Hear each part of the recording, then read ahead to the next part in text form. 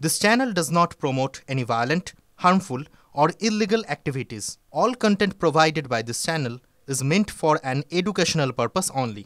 আচ্ছা, মেদিনীপুরে স্যালাইন কাণ্ডের কথা নিশ্চয়ই আপনাদের মনে আছে। রেশ এখনো টাটকা। এরই মধ্যে বর্ধমান থেকে বড় খবর আসছে। ইনজেকশন দেওয়ার পর অসুস্থ বেশ কয়েকজন প্রসূতি, এমনটাই দাবি। বর্ধমান মেডিকেল কলেজের ঘটনায় চাঞ্চল্য ছড়িয়েছে, বড় খবর। UEM Jaipur is a perfect target for prospective students aspiring for good jobs, good education with future-ready skills. এই মুহূর্তের বড় খবর। মনোতোষ আমাদের সঙ্গে রয়েছেন, আমাদের সহকর্মী। মনোতোষ, কি কি লক্ষণ দেখতে পাওয়া যাচ্ছে এখনো পর্যন্ত? পরিবারের তরফ থেকে কি কি অভিযোগ করা হয়েছে?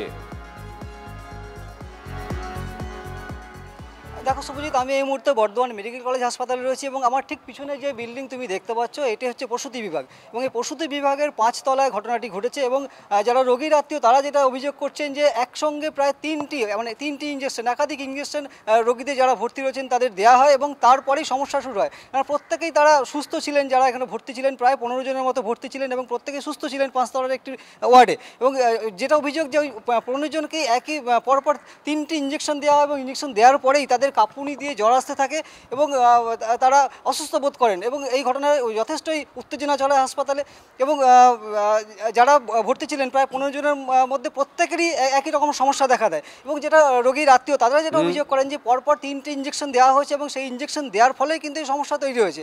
যদিও হাসপাতাল কর্তৃপক্ষ যেটা জানাচ্ছেন যে 15 জনের সমস্যা হয়নি, তবে 6 থেকে 7 জন তাদের একই সমস্যা হয়েছে এবং তারা একাধিক ইঞ্জেকশন পায়, এমনটাই কিন্তু জানাচ্ছেন যারা বর্ধমান মেডিকেল কলেজে যিনি প্রিন্সিপাল রয়েছেন তার সঙ্গে আমার কথা হচ্ছে। তিনি যেটা জানাচ্ছেন যে যারা ভর্তি থাকেন প্রসূতি বিভাগে তারা একসঙ্গে অনেকগুলো ইঞ্জেকশন পান এবং কী কারণে যে সমস্যা তৈরি হয়েছিল সেটা কিন্তু তারা এখনও বুঝতে পারছেন না। তবে জানার চেষ্টা করা হচ্ছে এবং যারা ভর্তি ছিলেন তারা যাদের সমস্যা হয়েছিল তারা কিন্তু প্রত্যেকে স্থিতিশীল রয়েছে, এমনটাই কিন্তু বর্ধমান মেডিকেল কলেজের অধ্যক্ষ তিনি আমাদের জানাচ্ছেন।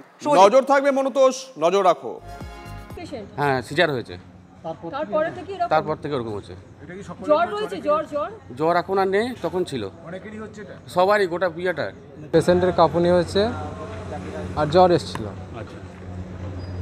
তারপর খবর করেছিল যে এখন ঠিক আছে, তা আবার এখন ফোন করেছিল যে আবার আগের মতন কাঁপুনি হচ্ছে, আবার খিঁচুনি হচ্ছে নাকি?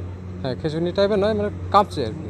আচ্ছা, ওই ইঞ্জেকশনটা দেওয়ার পর থেকে হচ্ছে। দিদিকে বলছি কী হলো, দিদি বলছে এরকম একটা মেয়ে এসে ভুলভাল ইঞ্জেকশন দিয়ে চলে গেছে, নিয়ে মেয়েগুলো খুব খেচুনি হচ্ছে, খেচুনি হওয়ার পর অতিরিক্ত জ্বর হয়েছে, তা আমাদের বাড়ির লোক নেই, তা একটু ডেকে দিলে আমি আবার আমার মাকে গাড়ি ভাড়া করে আসতে বললাম অবিরামপুর থেকে, এখন এলো, তা আমরা আবার দেখতে যাচ্ছি, তো আমাদেরকে সিকিউরিটি বার করে দিচ্ছে, মানে সিরিয়াস অবস্থা। এবারে এরা যদি কিছু হয়ে যেত সবারই 12 জনা 15 জনা, তাহলে তাদের দায় কে নেবে আমাকে বলো।